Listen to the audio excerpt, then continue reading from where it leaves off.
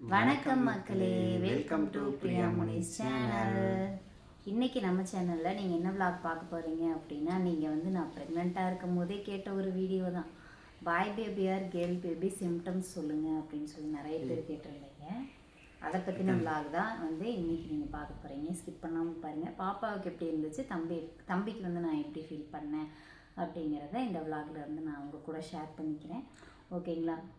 புதுசாக யாராவது நம்ம சேனல் பார்க்குறீங்கன்னா சப்ஸ்கிரைப் பண்ணிக்கங்க, லைக் பண்ணுங்கள், மறக்காமல் நம்ம சேனல் முடிஞ்ச அளவுக்கு வந்து ஷேர் பண்ணுங்கள். கமெண்ட் பாக்ஸ் பக்கத்தில் ஹைப் இருக்கும், ஹைப் பாயிண்ட் கொடுங்க. நீங்கள் உங்களுக்கு பண்ணுற பெரிய ஹெல்ப்பே முடிஞ்ச அளவுக்கு நம்ம வீடியோ ஷேர் பண்ணுங்கள். ஃபுல்லாக ஸ்கிப் பண்ணாமல் பாருங்கள். ஓகேங்களா? வாங்க இப்போ வீடியோக்குள்ளே போகலாம். அதே மாதிரி இப்போ வந்து இவங்க சொல்கிற சிம்டம்ஸ் பார்த்தீங்கன்னா இவங்களுக்கு உண்டான சிம்டம்ஸ். இதை வச்சு எல்லாத்துக்கும் இருக்கும் அப்படின்னு கிடையாது. இதை வச்சு பாய் பேபி தான் பிறக்கும், கேர்ள் பேபி தான் பிறக்கும்னு வந்து யாருமே வந்து முடிவு பண்ண முடியாது. அது நம்ம கையிலேயும் கிடையாது. ஏன் டாக்டர்ஸே சொல்லியிருக்காங்க, அவங்களுக்கு வந்து ஸ்கேனில் தெரிஞ்சிருக்கலாம். பட் வந்து அவங்க சொல்கிறது இந்த சிம்டம்ஸை வச்சு நீங்கள் எதுவும் முடிவு பண்ண முடியாது. அதே மாதிரி தான் இது இவங்களுக்கு இருந்த சிம்டம்ஸு. பட் இதை வச்சு நீங்கள் ஒரு கனெக்ட் பண்ணிக்காதீங்க யாருமே. ஏன்னா ஒவ்வொருத்தரோட பாடிக்கு தகுந்த மாதிரி சிம்டம்ஸ்கள் மாறும். அதுதான் உண்மை. இப்போ பிரியாவுக்கே பார்த்தீங்கன்னா பாப்பாவுக்கு அப்புறம் 8 வருஷம் கழிச்சு தான் தம்பி பிறந்திருக்கான். அப்படிங்கும்போது இவளுக்கு அந்த சிம்டம்ஸ் அடுத்தடுத்து பிறந்திருந்தால் உங்களுக்கு அந்த ஈஸியாக அந்த சிம்டம்ஸ் கொஞ்சம் புரிஞ்சுக்கும். இதுவும் தெரியும். பட் இருந்தாலும் லாங் டைம் ட்ராவலுங்கிறதுனால டாக்டர் இருக்கிறக்கும் வாய்ப்பு இருக்கு அப்படிங்கிற மாதிரி சொன்னாங்க. அப்படின்னு சொல்ல டாக்டர் என்ன சொன்னாங்க, நம்ம கன்ஃபார்ம் பண்ண முடியாது. உங்களுக்கு ஃபர்ஸ்ட் டெலிவரி மாதிரி தான் இது இருக்கும் அப்படிங்கிறனால வந்து சிம்டம்ஸ்களை வந்து சிலது ஒன்றாவே சிங்க் ஆகிருக்கும். ரொம்ப பெருசாக வித்தியாசம் இருக்காது. பட் இவங்களுக்கு பர்சனலாக இருக்கிற சிம்டம்ஸ் இருக்குது. இதை வச்சு நீங்கள் ஒரு முடிவு பண்ணிக்காதீங்கன்னு சொல்கிறதுக்காக நான் சொல்கிறேன். ஏன்னா இதை கேட்டவங்க இந்த மேக்ஸிமம் கன்சீவாக இருக்கவங்க தான் இதை பற்றி கேட்குறீங்க. அதனால் வந்து இதை வச்சு நீங்கள் ஒரு முடிவு பண்ணாதீங்கன்னு தான் நான் சொல்லுவேன். எதுவாக இருந்தாலும் ஏற்றுக்கிற மனப்பக்குவம் நமக்கு வேணும். அதுதான் பையனும் பொண்ணும் நமக்கு, அதாவது குழந்தையே இல்லாமல் நிறைய பேர் கஷ்டப்படுறாங்க. நமக்கு ஆண்டையும் ஒரு குழந்தை கொடுக்குறானேன்னு நினச்சி நம்ம அதை வந்து சந்தோஷப்படுறது வந்து எவ்வளோ பெரிய விஷயந்தான். அதுவே நமக்கு வந்து ஒரு பெரிய கொடுப்புனா, இப்போல்லாம் கிடைக்காத ஒரு வரம்னா அந்த குழந்தை செல்வங்கிறது தான். அது இல்லாமல் மனசளவில் நிறைய பாதிக்கப்பட்டு கஷ்டப்பட்டவங்க இருக்காங்க. அதனால் வந்து இந்த சிம்டம்ஸ் வந்து எதுக்கான உங்களோட கேள்வி ஒரு திருப்திக்காக போகிறோம். இதை வச்சு நீங்கள் எதுவும் கற்பனை போட கட்டிக்காதீங்க. அப்படின்னு ஒன்று வேண்டாம். எதுவாக இருந்தாலும் ஏற்றுக்கணும், அவ்வளோதான். ஃபஸ்ட்டு வந்து பாப்பாவோட சிம்டம்ஸ். ஓகேங்களா? என்ன அப்படின்னா பாப்பாவுக்கு ஃபஸ்ட்டு வந்து பாப்பாவுக்கு வந்து நாங்கள் டெஸ்ட் பண்ணுறதுக்கு முன்னாடி வந்து நான் கன்ஃபார்ம் பண்ணிட்டேன் ப்ரெக்னெண்ட்டாக தான் இருக்கேன் அப்படிங்கிறது. எதனால் அப்படின்னு பார்த்தீங்கன்னா மயக்கம் வந்து இருந்துச்சு. சேம் தம்பிக்கும் அதே தான். நம்ம டெஸ்ட் பண்ணுறதுக்கு முன்னாடியே வந்து மயக்கம் வந்து லைட்டாக இருந்துச்சு. பட் ஆனால் பாப்பாவுக்கு இருந்த அளவுக்கு கிடையாது. பாப்பாவுக்கு இருந்த அளவுக்கு எனக்கு இல்லை. ஆனால் பாப்பாவுக்கு வந்து நல்லாவே இருந்துச்சு. எனக்கு ஃபுல்லாக நான் டெஸ்ட் பண்ணுறதுக்கு முன்னாடியே அந்த ஒரு வாரம் வந்து என்னால் ஒன்றுமே முடியல. நல்ல மயக்கம் வந்து நல்லாவே தெரிஞ்சுது. பட் ஆனால் தம்பிக்கு வந்து இல்லை. அதே மாதிரி நாங்கள் வந்து கன்ஃபார்ம் பண்ணுறதுன்னா இவங்களுக்கு அந்த 1 வீக் தள்ளி போனதான் டெஸ்ட் பண்ணல. எங்களுக்கு வந்து 2 பேபிக்குமே கன்ஃபார்ம். ஆமாம், இது வந்து நிறைய பேர் எத்தனை நாள் கழிச்சு டெஸ்ட் பண்ணீங்க? நீங்கள் எத்தனை நாள் கழிச்சு வந்து நீங்கள் டெஸ்ட் பண்ணீங்க, ஹாஸ்பிட்டல் போய் பண்ணீங்களா, இல்லை நீங்கள் வீட்லேயே வந்து ப்ரெக்னென்ட் அந்த டெஸ்ட் பண்ணுற கார்டு வாங்கி டெஸ்ட் பண்ணீங்களா? 2 பேர்த்துக்குமே வந்து நாங்கள் கார்டு தான் ஃபஸ்ட்டு வீட்டில் தான் வந்து டெஸ்ட் பண்ணோம். அதே மாதிரி பாப்பாவுக்கும் கரெக்டாக நான் பீரியட் ஸ்கிப் ஆகி ஒரு வாரம் முடிஞ்சிரும். ஒரு வாரம் முடிஞ்சு கரெக்டாக 10 நாள் வந்து கரெக்டாக வந்து நாங்கள் டெஸ்ட் பண்ணி பார்க்கும்போது பாப்பாவுக்கும் வந்து கன்ஃபார்ம் ஆச்சு. தம்பிக்கும் அதே மாதிரி தான். வெறும் 10 நாள் தான். 2 பேர்த்துக்கும் டைமிங் வந்து ஒன்று தான். ஒரே மாதிரி தான் வந்து டெஸ்ட் பண்ணோம். அதே மாதிரியே அவளுக்கும் டெஸ்ட் பண்ணி பார்த்தது வெள்ளிக்கிழமை தான். இவனுக்கும் டெஸ்ட் பண்ணி பார்த்தது வெள்ளிக்கிழமை தான். ஆமாம், அவனுக்கு டெஸ்ட் பண்ணி பார்த்தது வெள்ளிக்கிழமை, பாப்பாவுக்கு டெஸ்ட் பண்ணி பார்த்தது வெள்ளி. ஃபர்ஸ்ட் சிம்டம்ஸ் இவங்க சொன்னது பார்த்தீங்கன்னா பாப்பாவுக்கு வந்து தலை சுத்தல். ஏன்னா கூட தான் வேலைக்கு வந்தாங்க. அப்போ வேலைக்கு வந்து தலை சுத்தல் அதிகமாக நிற்கவே. ஆனால் சுற்றி இருக்க எல்லாருமே சொன்னாங்க தலை சுற்றுது, என்னமோ இருக்கணும், தலை சுத்தல் அதிகம். ஆனால் தம்பிக்கு வந்து அந்த அளவுக்கு இல்லை. ஏன்னா அந்த அளவுக்கு நம்ம கோயிலுக்கெல்லாம் போயிட்டு தான் வந்தோம். கோயிலுக்கெல்லாம் போயிட்டு வந்தோம். ஆனால் வந்து எனக்கு வந்து தெரியும், எனக்கு மயக்கம் வந்துச்சு வருது அப்படிங்கிறது எனக்கு நல்லாவே தெரியும். அதனால் வந்து பார்த்தீங்கன்னா எனக்கு ஒரு சின்ன டவுட் இருந்துச்சு, இருக்குமோ ஒரு வேளை அப்படின்னு வந்து இருந்துச்சு. ஆனால் வந்து நான் கன்ஃபார்ம் பண்ணல. கார்டு டெஸ்ட் பண்ணாமல் நம்ம எதையும் கன்ஃபார்ம் பண்ணிக்க வேண்டாம் அப்படிங்கிற ஒரு ரீசன்னால் வந்து பார்த்தீங்கன்னா நான் எனக்குள்ளே கன்ஃபார்ம் பண்ணலை. ஆனால் கோயிலுக்கு எல்லா பக்கம் ஈசாலேருந்து மதுரைங்கிற சிம்டம்ஸ் மட்டும் சொல்லுமா எல்லா பக்கம் போயிட்டு எல்லா பக்கம் போயிட்டு வந்தோம். பட் ஆனால் வந்து எனக்கு பெருசாக அந்தளவுக்கு வந்து எந்த இதுவும் இல்லை. தம்பிக்கு வந்து மயக்கங்கள் கம்மியாக இருந்தது, பாப்பாவுக்கு மயக்கம் ரொம்ப ஜாஸ்தியாக இருந்துச்சு. ஓகேங்களா. அதே மாதிரி வாமிட், 2வது சிம்டம்ஸ் தான் வாமிட். பாப்பாவுக்கு வந்து காலையில் எந்திரிச்ச உடனே நான் என்னை எழுப்ப வைக்கிறதே வாமிட் தான். ஒரு பச்சை தண்ணி கூட எனக்கு வாயில் பட முடியாது. கிட்டத்தட்ட ஒரு 3 மாதம் தான். 3 மாதம் தான் ரொம்ப அதிகமாக இருந்துச்சு. ரொம்ப வாமிட் ஒரு கப்புக்கு ஒரு டீ கூட என்னால் குடிக்க முடியாது அந்த 3 மாதம் காலையில். அந்த காலையில் தவிர்த்துட்டேன் அப்படின்னா அப்புறம் நாள் முழுக்க என்ன வேணாலும் சாப்பிட்ருவேன். வாமிட் வரும், இடையில 1 டைம் 2 டைம் தான் வருமோ ஒழிஞ்சு நிறையாலாம் வராது. பட் ஆனால் வாமிட் வரும். அதுக்குன்னு தனியாக மாத்திரை எடுத்துக்கிட்டேன்னா இல்லை, அதுக்குன்னு தனியெல்லாம் மாத்திரை எடுத்துக்கல. வாமிட் வந்து காலையில் கம்பல்சரி வந்துடும். அது இல்லாமல் இடையில வந்து 1 டைம் வரலாம், மித்த பெருசாலாம் எனக்கு வந்ததில்லை. ஆனால் தம்பிக்கு அப்படியே ஆப்போசிட்டு, காலையில் வராது, நான் எந்திரிச்சோன்னே வராது, டீ குடிச்சோன்னே வராது. சமைக்கிற கடுப்புக்கிட்ட போகும் தெரியுங்களா, அப்போ தான் வரும். சமைக்க போய் வாந்தி எடுத்துகிட்டு வரேன். ஏதாவது சாப்பிட்டா உடனே வாமிட் வந்து, இது சாப்பிட்டா வாமிட் வந்துடும், அது சாப்பிட்டா வாமிட் வந்துடும். தம்பிக்கு வந்து கிட்டத்தட்ட ஒரு 6 மாதம் வரைக்குமே வாமிட் இருந்துச்சு. நல்லா வாமிட் எடுத்துகிட்டே தான் இருக்கேன். சாப்பிடவே முடியாது சுத்தம் இல்லையா. டேப்லெட் போட்டுமே அந்த டேப்லெட்டோட இது எனக்கு கேட்காம வாமிட் வந்தது தம்பிக்கு வந்து கிட்டத்தட்ட 6 மாதத்துக்கு வந்து அந்த வாமிட்டிங் டேப்லெட் டாக்டர் எழுதி கொடுத்ததை டெய்லி காலையில் நைட்டு போட்டுட்டு தான் சாப்பிடுவான். அதை மீறியே வந்து சில சமயம் வந்துடும். ஓகே, வாமிட் ஓகேங்களா. அதே மாதிரி சாப்பிட்ற ஃபுட்டில் வந்து பார்த்தீங்க அப்படின்னா அப்படியே மாற்றங்கள் எனக்கு நல்லாவே தெரிஞ்சுது. பாப்பாவுக்கு வந்து மேக்ஸிமம் வீட்டில் இருக்கிற சாப்பாடு மட்டும்தான் சாப்பிடுவேன். மீன் எனக்கு ரொம்ப பிடிக்கும். மத்தி மீன் தான் நிறைய சாப்பிட்டேன் பாப்பாவுக்கு. ஃபுல் அண்ட் ஃபுல் மத்தி மீன். சிக்கன் சுத்தமாக தொட்டுக்கவே இல்லை, சாப்பிடவே மாட்டேன். மட்டன் சுத்தம் 2 அந்த சிக்கன் மட்டன் 2மே சாப்பிட்டேன். ஒரே டைம் சாப்பிட்டேன் மட்டன். ரொம்ப ஒரு பெருமையா கம்மியா இருக்குன்னு சொல்லி சூப் சாப்பிட சொன்னாங்க சொல்லி அதோட டைம் தான் சாப்பிட்டேன். எலும்பா வாங்கிட்டு வந்து சூப் வச்சு குடிச்சோம். ஓகேங்களா. கறிக்கு பதில் எலும்பு வாங்கிட்டு வந்து சூப் வச்சு குடிச்சோம். அது ஒண்ணுதான், அது மட்டும்தான். ஃபுல் அண்ட் ஃபுல் மீன் மட்டுமே சாப்பிட்டேன். காய்கறி அப்பதான் சாப்பிட ஆரம்பிச்சேன். கஷ்டப்பட்டு குழந்தை இருக்கு சாப்பிடணும் அப்படின்னு. ஏன்னா நான் காய்கறி சாப்பிட்டதில்லை. மாதுளம்பழம் ஃபுல்லா சாப்பிட்டேன். மாதுளம்பழம் ஃபுல்லா வந்து சாப்பிட்டேன். நானா பிடிச்சு சாப்பிடல, என்னை வறுப்படுத்தி சாப்பிட வச்சாங்க. கம்மியா இருக்குன்னு சாப்பிட்டோம். ஆமா, ஓகேங்களா. அது ஆனா தம்பிக்கு அப்படியே ஆப்போசிட். மாதுளம்பழம் சுத்தமாக தொடலை. நான் சுத்தமாக பிடிக்காம போச்சு. அப்போ பண்ண இதோ என்னமோ, நார்மலாகவே எனக்கு மாதுளம்பழம் பிடிக்காது. முன்னாடி எனக்கு மாதுளம்பழம் காஞ்சி கிடக்குது. இன்னும் எங்கள் வீட்டில் 2 மாதுளம்பழம் இருக்குது, 2 ஆப்பிள் இருக்குது. நானும் ஆப்பிள் ரொம்ப பிடிக்கும். அப்போவும் சரி இப்போவும் சரி, தம்பி வயிற்றில் இருக்கும்போது சரி ஆப்பிள் வந்து நான் சாப்பிடுவேன். மாதுளம்பழம் சுத்தமாக அவாய்ட் பண்ணிட்டேன். அதே மாதிரியே மீன் இந்த தடவை சுத்தமாக நான் தொட்டே பார்க்காத ஒரு விஷயம் இப்போ வரைக்கும். இப்போ தம்பி பிறந்து 30 நாள் 1 மாதம் ஆச்சு. இப்போ வரைக்கும் நான் எனக்கு வேண்டாம் அப்படின்னு ஸ்கிப் பண்ணுற ஒரு பொருள் என்ன அப்படின்னா மீன். ஆனால் டாக்டர் இப்போவும் மீன் நல்லா சாப்பிடுங்க ஓகேங்களா அப்படின்னாங்க. சரிங்க அப்படின்ட்டு சாப்பிட்றீங்களா, ஏன் சாப்பிட்றேங்க அப்படின்ட்டு. பட் ஆனால் எனக்கு மீன் வந்து சுத்தமாக பிடிக்காம போயிடுச்சு. இப்போ சாப்பிடணும்னு இருக்குது, பட் ஆனால் நான் செஞ்சு சாப்பிடணும்னு அப்படின்ட்டு. இப்போ அவள் சாப்பிட்டது, தம்பி சாப்பிட்டது பார்த்தீங்கன்னா மட்டன் தான் அதிகமாக சாப்பிட்டேன். மட்டன் அதிகமாக மட்டன், சிக்கன் சாப்பிடல, சாப்பிட்டா லைட்டாக ஸ்கிப் பண்ணிட்டேன். மட்டன் தான் அதிகமாக சாப்பிட்டேன். அப்போ மீன் சாப்பிட்டா, இப்போ மட்டன் சாப்பிட்டா. மீன் சுத்தமாக மட்டனுமே வந்து பார்த்தீங்கன்னா அந்த செவரொட்டி ஈரல் மட்டும்தான் சாப்பிடுவேன். மட்டன் சாப்பிட மாட்டேன், பிடிக்காது, கறி பிடிக்காது. சாப்பிட்டா வந்து வாமிட் வந்துடும், கம்பல்சரி வாமிட் வந்துடும். ரத்த பொரியல் சாப்பிடுவேன், ரத்த பொரியல், ரசம் இது. அப்புறம் வந்து பார்த்தீங்கன்னா அந்த 4 மாதம் வரைக்குமே தண்ணி சாப்பாடு மட்டும்தான் சாப்பிட்டேன் தம்பிக்கு. பாப்பாவுக்கு மேக்ஸிமம் எல்லாமே சாப்பிட்டேன். பட் ஆனால் தம்பிக்கு வெறும் தண்ணி சாப்பாடு, ஊறுகாய் இல்லாட்டினா கருவாடு, இது மட்டும்தான் சாப்பிட்டேன். சாப்பாடு விஷயம் அப்படிங்களா. அப்புறம் பாப்பாவுக்கு வந்து பாத்தீங்கன்னா ஸ்ட்ரீட் ஃபுட்னு ஒண்ணு கூட அவ சாப்பிட்டது இல்ல. இது மெயின் ரொம்ப சாப்பிட்டது இல்ல. அவளுக்கு கிரேவிங்ஸே வரல, எனக்கு சாப்பிடணும்னு தோணல. அதனால ஸ்ட்ரீட் ஃபுட் ஒரு சில்லி கூட கடையில வாங்கி கொடுத்தது எதுவுமே சாப்பிட்டது இல்ல. ஒரு சிக்கன் ரைஸோ, ஒரு நூடுல்ஸோ, பானிபூரி, எனக்கு பிடிச்சிட்டு இருந்த எல்லா விஷயமே பாப்பா வயிற்றுல இருக்கும்போது எனக்கு சுத்தமா பிடிக்காம போயிருச்சு. எதுவுமே நான் சாப்பிட்டதே இல்லை. கடைக்குன்னு நான் போகவே இல்லை பாப்பா பிறக்கிற வரைக்கும்.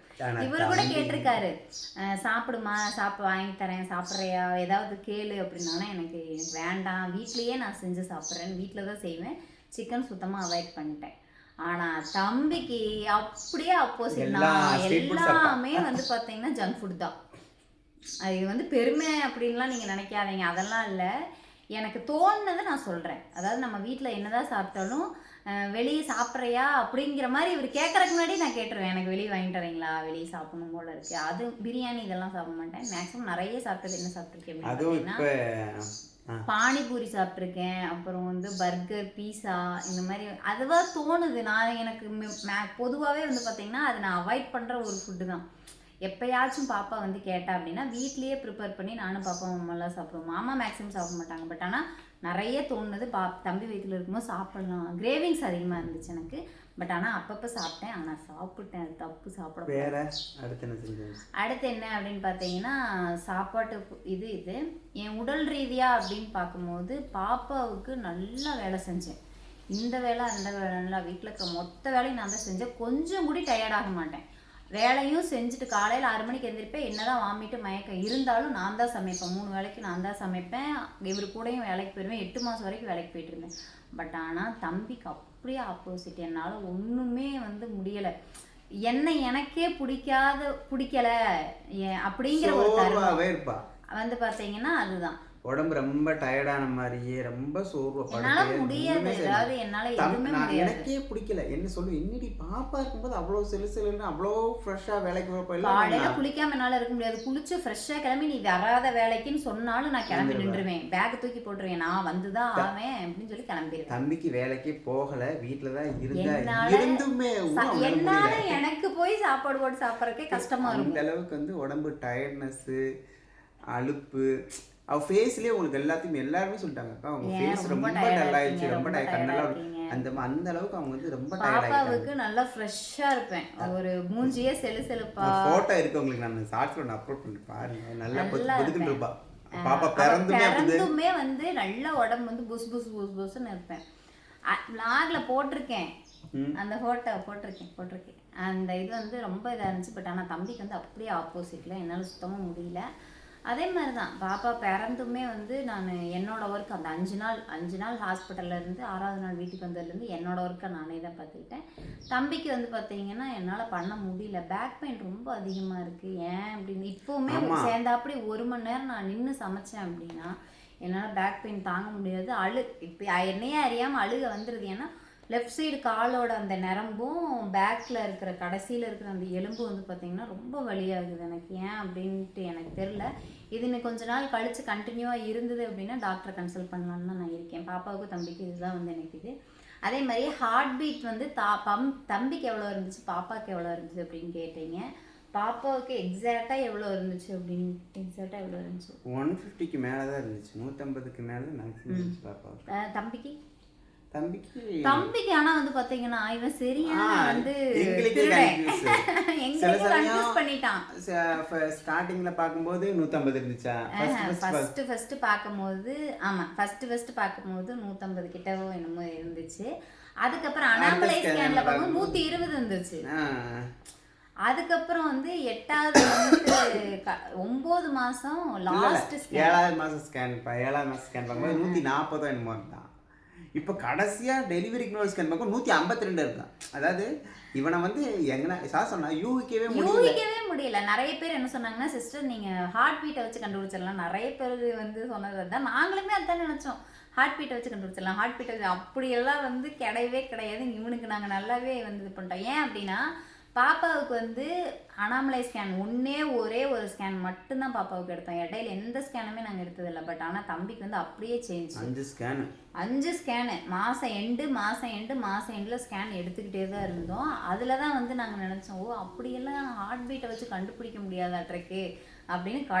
கடைசி அந்த ஸ்கேன் 9 மாதத்தில் ஸ்கேன் எடுத்தாங்க இல்லைங்களா, இந்த பனிக்கூடத்தில் நீர் எவ்வளோ இருக்கும், குழந்தை பொசிஷன் எப்படி இருக்குன்னு, அதுதான் வந்து கடைசி ஸ்கேன் நம்மளோடது.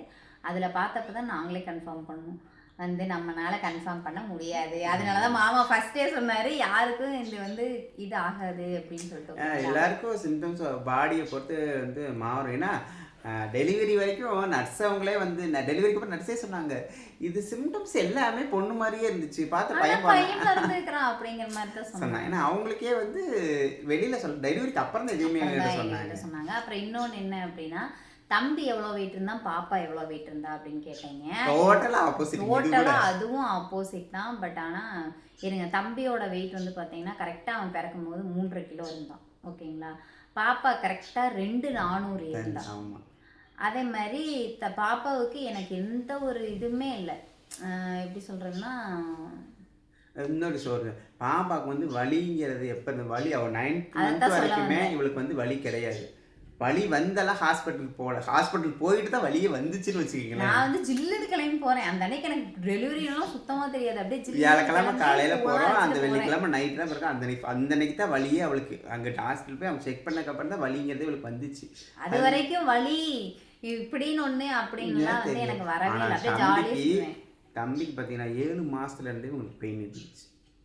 7 அதாவது மாசம் 6 மாசம் போதே லைட்டா ஸ்டார்ட் ஆகி 7 அதாவது மாசம் நல்லாவே இந்த பெயினா பெயினான்னு தெரியல, பட் ஆனால் உங்களுக்கு பெயின்னு ஒன்று வந்து இருந்துக்கிட்டே இருந்துச்சு. வயிறு வலிக்குதுனாங்க, அடி வயிறு வலிக்குதுனாங்க, இடுப்பு வலிக்குதுனாங்க. இது 7 மாதத்துலேருந்து வலி இருந்தது. தம்பி ஹாஸ்பிட்டலில் கொஞ்சம் அதிகமாக இவனுக்கு வந்து பிறக்கிற வரைக்குமே ரொம்ப கொஞ்சம் வலி அனுபவிச்சுட்டா பிரியா தம்பிக்கு. அதே மாதிரி வந்து பார்த்தீங்கன்னா பாப்பா எவ்வளோ மணி நேரம் பெயின் இருந்துச்சு, தம்பி எவ்வளோ மணி நேரம் பெயின் இருந்துச்சு. பாப்பா பெயின் வந்து பார்த்தீங்கன்னா நான் ஒரு நாள் ஃபுல்லாக இருந்தேன். ஆனால் எனக்கு அந்த மாதம் ஃபுல்லாக இல்லை, 9 மாதமும் எனக்கு வலியே இல்லை பாப்பாவுக்கு. பாப்பா பிறக்கும் போது தான் வந்து பார்த்தீங்கன்னா அந்த அன்னைக்கு காலையிலேருந்து நைட்டு 12 மணி வரைக்கும் வலி இருந்து 12 மணிக்கு மேலே பாப்பா வெள்ளிக்கிழமை அன்னைக்கு வந்து பாப்பா பிறந்தாங்க. தம்பி வந்து பார்த்தீங்கன்னா 7 மாதத்துலேருந்து வலி இருந்து ஹாஸ்பிட்டல் போய் கரெக்டாக வந்து நம்மளுக்கு செக் பண்ணி பார்த்துட்டே இருந்தாங்க. கரெக்டாக எவ்வளோ மணி கரெக்டாக டைமிங் எல்லாம் சொல்லிட்டாங்க. உங்களுக்கு வந்து அடுத்த நாளைக்கு தான் வந்து கரெக்டாக இவ்வளோ மணிக்குள்ளே 2:30 மணிக்குள்ளே குழந்தை பிறந்துரும் அப்படின்னு சொல்லிட்டாங்க. சேம் அதே மாதிரியே வந்து பார்த்தீங்கன்னா அடுத்த நாள் சனிக்கிழமை அன்னைக்கு தம்பி வந்து வலி வந்து இருந்துகிட்டே இருந்துச்சு. ஆனால் பாப்பாவுக்கு இருந்த அளவுக்கு இருந்துச்சான்னு கேட்டிங்கன்னா இல்லை, பாப்பாவுக்கு இருந்த அளவுக்கு இல்லை. அப்பவுமே நான் சொல்றேன் பாப்பாவுக்கு ஏன் இருந்தனா இவ டயர்ட் ஆகிட்டா, அதனால அவளுக்கு அப்போ வலி பெருசு. ஏன்னா காலையிலேருந்து நடக்க சொல்லிட்டு இருந்தாங்க, நடந்துகிட்டே இருந்தனால அவளுக்கு வந்து அதிலே டயர்டானால அது ரொம்ப வலி அதிகமாக இருந்தது. பட் தம்பிக்கு வந்து பார்த்தீங்கன்னா அவளுக்கு வலி அதிகமாக பிடிச்சது வந்து அந்த டைமிங் வந்து சீக்கிரம் போய், அதாவது ஒரு 2 ப்ரஷிங்லேயே இப்போ தம்பி வந்துட்டு அந்த மாதிரி ஃப்ரீயாக இதாகிடுச்சு டக்குன்னு. பாப்பாவுக்கு ரொம்ப இது பண்ணேன். இப்போ தம்பி வந்து கொஞ்சம் சீக்கிரமாக வந்துட்டாங்க. தம்பிக்கும் பாப்பாவுக்கும் பிறக்கிற வரைக்கும் எனக்கு இதான் டிஃப்ரென்ஸ் இருந்துச்சு. பெருசாக டிஃப்ரென்ஸ் என்னோட உடல்நிலை தான் மாறி இருக்கோ ஒழிஞ்சு எனக்கு அவங்களோட விஷயத்தில் எதுவுமே மாறின மாதிரி எனக்கு வந்து பெருசாக தெரியல. வாமிட்டிங் இதெல்லாம் நார்மலாக அதே மாதிரி பாப்பாவுக்குலாம் பார்த்தீங்கன்னா பிளட் லெவல் ரொம்ப கம்மியாச்சு. பாப்பாவுக்கு 6 மாதங்கும் போது இவளுக்கு 6 பாயிண்ட்டோ 7 பாயிண்ட்டோ வந்துருச்சு. டாக்டர் 6 பாயிண்ட் வந்து ரத்த ஊசி போய் வாரத்தை ஒரு 3 நாள் 6 மாசத்துல 6 பாயிண்ட் வந்துருச்சு. ரொம்ப மயக்கம், நிக்க முடியல, என்னால ஒண்ணுமே முடியல. அப்புறம் வந்து பாத்தீங்கன்னா 12 ஊசி எழுதி. ஏன்னா அப்பெல்லாம் செவரோட்டின் ஒன்று நமக்கு தெரியாது தானே. சொல்லல, சொன்னாலுமே அது என்ன அப்படின்னு எனக்கு தெரியல. சொல்லியிருக்காங்களான்னு எனக்கு தெரியல, சொன்னாலுமே அது என்னன்னு எங்களுக்கும் தெரியாது. அப்ப அதே மாதிரி 12 ஊசி எழுதி கொடுத்தாங்க. நாங்கள் இருக்கிற இதே மாதிரி ஆரம்ப சுகாதார நிலையத்தில் தான் நம்ம பார்த்துட்டு இருந்தோம். அந்த பிளட்டு இன்க்ரீஸ் ஆகிற ஊசி வந்து பெரிய ஜிஹெச் போகணும் அப்படின்ட்டாங்க. அப்போல்லாம் வந்து பார்த்தீங்கன்னா 6 மாதம் நாளாக போகல, ஒரு தடவை நம்ம தான் போனோம். ஒரு நாள் விட்டு ஒரு நாள் வந்து நம்ம போகணும். ஒரே நாள் தான் மாமா வந்தாங்க. அதுக்கப்புறம் நானே தான் வந்து போய் பஸ்ஸில் ஏறி போயிட்டு அதை போட்டு ரொம்ப சிரமமாக இருக்கும். அழுத நாட்களெல்லாம் பாப்பாவுக்கு நிறைய இருக்குது. பாப்பாவோட சிம்டம்ஸ் கேட்குறதுக்கு முன்னாடி வந்து பார்த்திங்கன்னா பாப்பாவோடதில் அதில் ரொம்ப அழுதேன். பாப்பா ப்ரெக்னென்ட் நான் வயிற்றில் இருக்கும்போது ரொம்ப அழுதுருக்கேன். அழுத நாட்கள் தான் அதிகமாக இருக்குது. தம்பி வயிற்றில் இருக்கும்போது ஒரு சொட்டு கண்ணீர் நீ விடக்கூடாது அப்படின்னு வந்து பார்த்தீங்கன்னா என்னை சுற்றி இருக்கிறவங்களும் சரி, நிறைய சோசியல் மீடியாவில் நிறைய சப்போர்ட் வந்து இருந்துச்சு, ஆறுதல் கிடைக்குங்க. அப்போ வந்து நாங்கள் எதுவுமே எனக்கு சொல்கிற எங்களுக்கு நாங்கள் 2 பேர் தான். எங்கள் அம்மா கூட இருந்தாங்கனாலும் அவங்க வேலையை தான் போய் இப்போ எப்படி அதே மாதிரி தான் அப்போ. அதனால வந்து ஒருவேளை சாப்பாட்டு கூட அழுதுருக்கேன். இப்போ செஞ்சு கொடுத்த மாதிரி இப்போ தம்பிக்கு வந்து இத்தனை பேர் பார்த்த மாதிரிலாம் அப்போ வந்து யாருமே பார்க்கல. இஞ்சி பண்ண நான் தான் அவளை பார்க்கணும். அது அப்படி ஒரு சூழ்நிலை. அந்த ஒரு நேரம் கூட யார் கையிலையும் சோறாக்கி சாப்பிடல பாப்பா இருந்த வரைக்கும். கோயில் அன்னதானம் வேணாம், ஒரு மாதம் ஃபுல்லாக சாப்பிட்டா. நீ ஏன் கவலைப்படுற, நான் இருக்கேன் உனக்கு தாயா அப்படின்னு அந்த தாயே வந்து இறங்கி வந்து சாப்பாடு போட்டதாக தான் நாங்கள் நினச்சிக்குவோம். மண்டல பூஜை நடந்ததுனால மண்டல பூஜை 42 நாள் பார்த்தீங்க அப்படின்னா கோயில் சாப்பாடு தான் வந்து நான் சாப்பிட்டேன். நம்ம வீட்டில் என்னதான் நம்ம வீட்டில் செஞ்சாலும் ஒருத்தவங்க செஞ்சு கொடுத்து சாப்பிடணும்னு இருக்கும் இல்லைங்களா. கோயிலில் இருந்து தான் எனக்கு சாப்பாடு வந்து நான் சாப்பிட்ருக்கேன்.